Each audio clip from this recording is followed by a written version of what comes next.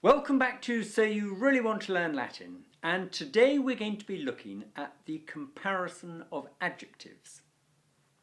Now, adjectives can be compared in 3 degrees. The form of the adjective you've met so far, the basic form like bonus or tristis or whatever, is actually called the positive. Okay, the positive degree, that's just the basic form. But there are 2 other degrees. There is the comparative, which is when you say something is bigger or more big. And there is the superlative, which is when you say that something is biggest or most big or very big. Okay? So, 2 forms for us to get our heads around, the comparative and the superlative. Now, to form the comparative of an adjective, you go to the stem of the adjective, whatever the stem is, and add ior. Okay, a small donkey, you might say. Ior. And so you get a word like, let's say the adjective you were using was longus. Stem of longus is long. And you're going to add ior. So longior means longer or more long. If the adjective was tristis, the stem of tristis is trist, add ior and you get tristior, meaning more sad or sadder. Okay? Now, that new form, the comparative, is itself an adjective, and therefore we need to learn how it declines so that we can make it agree with the noun that it is describing. Okay, so how do comparative adjectives decline? Well, the great thing is that they all decline in exactly the same way. It doesn't matter what declension the adjective was to start with, if it went like bonus or if it went like tristis or ingens or whatever, they all decline in the same way. And they decline like melior. Okay? Now, melior is the comparative adjective that means better. I'll talk to you about where that comes from in a moment. And it declines like a 2-termination, 3rd declension adjective, and it goes like this. In the masculine, melior, melior, meliorem, melioris, meliori, meliore. And in the plural, meliores, meliores, meliores, meliorum, melioribus, melioribus. Okay? That's what it does in the masculine. It's exactly the same in the feminine. And in the neuter, the only issue is what is the nominative singular form, and it is melius. Okay, so it's going to go melius, melius, melius, and then it kicks into the forms you've seen already for the masculine and feminine. Melioris, meliori, meliore, meliora, meliora, meliora, meliorum, melioribus, melioribus. Okay, so it's a 3rd declension adjective with 2 terminations. The masculine and feminine go exactly the same, and the neuter just has those interesting forms to cope with in the nominative, vocative and accusative singular, and of course in the plural it's going to go because neuters always do. Okay? Right. Now, I know that sounds like you've suddenly learned a hell of a lot there, but actually what you've learned is an adjective can be compared in 3 degrees. The positive, which you already know. The comparative. Okay? So this is one that ends in ior, and it goes like melior. And then a superlative. Now, the superlative form ends in issimus. Okay? Really easy, very recognizable. You add issimus to the stem, and you get words like longissimus and tristissimus and audacissimus and validissimus. Okay, really, really recognizable. And the issimus form, obviously, we're creating a new adjective, a superlative adjective, and because it ends in us, you won't be surprised to hear it goes like bonus. Okay, so even if it started off as a third declension adjective, like for example audax, meaning bold, by the time it gets into the superlative and has become audacissimus, it's now going like bonus. And so I don't need to tell you how bonus goes. Okay, so that's the comparison of adjectives. Positive, comparative, superlative. Positive is the form you already know. Comparative, we add ior to the stem, and for the superlative, you add issimus. Okay, so if you wanted a little bit of practice in forming comparatives and superlatives, we are in our trusty book, chapter 6, and we're on page 49. Okay, so somebody seems to want, that's me, seems to want you to form the comparative and the superlative of the following adjectives. Okay, so number 1, durus. Durus means hard. We get durable. And I hope it's pretty obvious that the comparative is durior and the superlative is durissimus. Number 2, laetus means happy. Comparative, laetior. Superlative, laetissimus. Number 3, carus. This means dear. Comparative, carior. Superlative, carissimus. Number 4, iratus. Angry. Comparative, iratior. Superlative, iratissimus. Okay, easy stuff. A harder question is, how do we use them? How do we actually use them in a Latin sentence? Well, typically, when we use a comparative, we are comparing two nouns.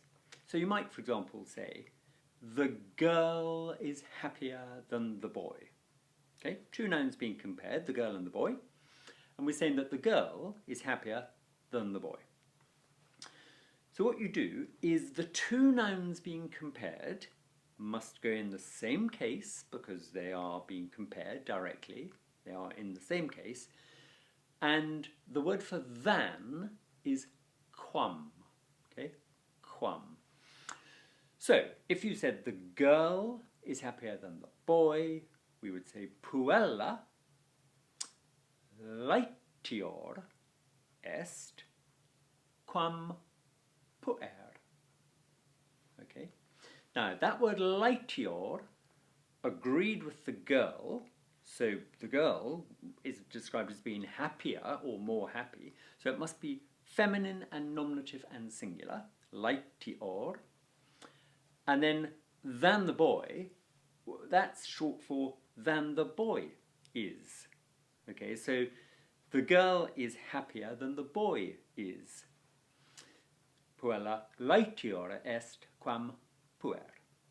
Now, as an alternative to that, if two nouns being directly compared, and therefore would be in the same case, what you can do is rather than using quam, you can put the second of the two nouns into the ablative case and leave out the quam. Now this is called the ablative of comparison. It's a little bit flash, so, you know, don't be surprised if it trips you up when you first see it. But for example, if you wanted to say that the girl is happier than the boy, okay, the girl and the boy, they are being directly compared, you could say puella laetior est puero. Now, we've left out quam, and instead of putting the boy in the nominative like the girl was, we've used the ablative of comparison. Okay, so as always, best way to do this is to do some practice. Now, there's a little exercise in here called exercise 6.3, and we'll just do a couple of these. Okay, so the first one, the king was braver than the consul. Okay, Latin for king, that's the subject. Rex. Verb is going to be was. Now, as you know, the verb to be can either go right at the end, or more often it comes where you expect it in English. So the king was braver. Latin for brave, fortis, brave or strong. So, rex, fortior erat, so that's the king was braver, than the consul, quam, that's than, and then consul, remember that's going in the same case as the king, because they are being directly compared. Don't be tempted to put it in the accusative on the basis that, we've already got the subject, so this thing must be the object. It is not the object.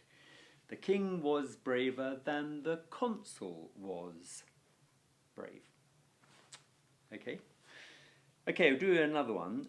The Romans waged a very long war. Okay, now the Latin for to wage a war is bellum gero. Okay, bellum means a war, and gero means to carry on, and in terms of warfare, it's used to mean to wage a war. Okay, so the Romans waged a very long war. Romani, there's our subject, waged, that's going to go at the end, a very long war. Well, first let's do the war, that's the object, this is what they waged, so bellum. Now that's accusative, neuter, singular. So when we do very long, we're going to have to first of all get long into the superlative form to get very long, and then make it agree with war. Okay, so longus, comparative, longior, superlative, longissimus. So we get bellum longissimum, that's a very long war, and then waged. The Latin for to wage is gero, as I just said, and we can use the imperfect here because they waged it on and on and on, gerebant. Or if it was something that they did a long time ago and we were just recording that fact, you'd go for the perfect tense, gero, gerori, gessi, gestum, so it would be gesserunt. Okay, number 3, the Roman soldiers are bolder than the barbarians. Okay, the Roman soldiers, they're the subject. Milites Romani, nominative plural. Okay, milites Romani, the Roman soldiers, are bolder. Now, Latin for bold is audax. We want the comparative form of that, bolder. So audax, audacior, that's the comparative form, but we've got to make it agree with the Romans, who were nominative, masculine, plural. So we get audaciores, and then we want the verb, are, sunt, and then than the barbarians. You've got 2 options here. You either use quam, and you go quam barbari, okay, so there you'll just, that's the traditional form using quam. Make sure the barbari go in the same case as the Romans because they are being directly compared. Romani audaciores sunt quam barbari. Or, if you want to be flash and use the ablative of comparison, you would have Romani audaciores sunt barbaris. And there the word for barbarians, barbarian is barbarus, and we've put it into the plural, but we'd put it into the ablative plural because we're using the ablative of comparison. Okay, quite flash. And when you see that in Latin, you've got to be on your toes because, you suddenly see a word in the ablative and you think, whoa, what's going on there? But if in that sentence you've got a comparative form, just be on the lookout. If there's no quam, but you've got a comparative, then you're kind of looking at that ablative thinking, I wonder if that's an ablative of comparison. So, it's pretty straightforward. However, as in all good things, there is just a little cloud to spoil our day. And the little cloud is that there are some irregular comparisons. Okay, so I boldly said that to form the comparative of an adjective, you go to the stem and you add ior. Okay, well, that is the case with very, very nearly every adjective in Latin. But there are some, very short list, luckily, but there are some very common adjectives that have an irregular comparison. And we've already met one when we learnt melior, because melior is the comparative of bonus. Okay, so let's just have a little look at our irregular comparisons. I think there are 5 or so, but let's have a little look at them. Okay, first one is bonus. Okay, bonus, the comparative is melior, and the superlative is optimus.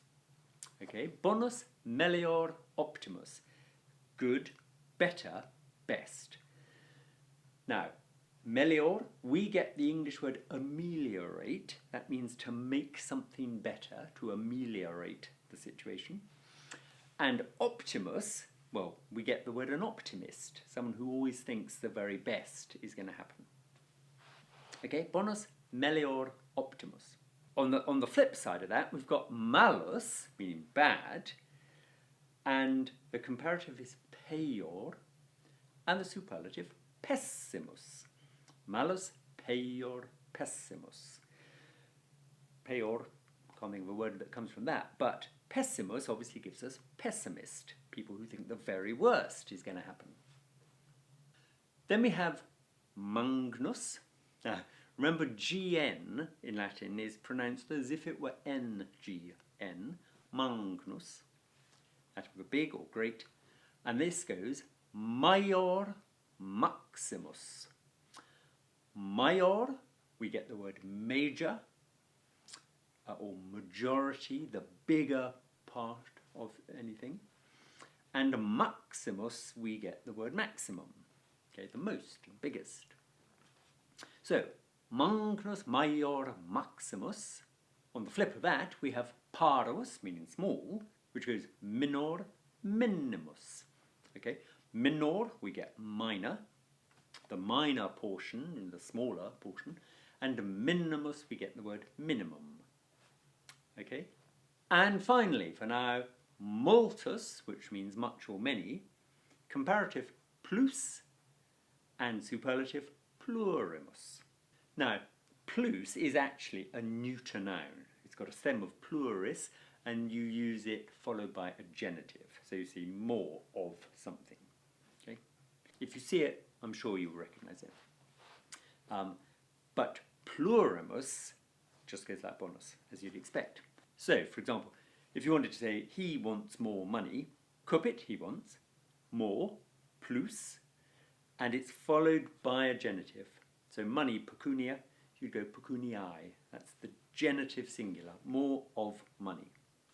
Okay, so when it's used in the singular, plus is a neuter noun, and it's followed by a genitive.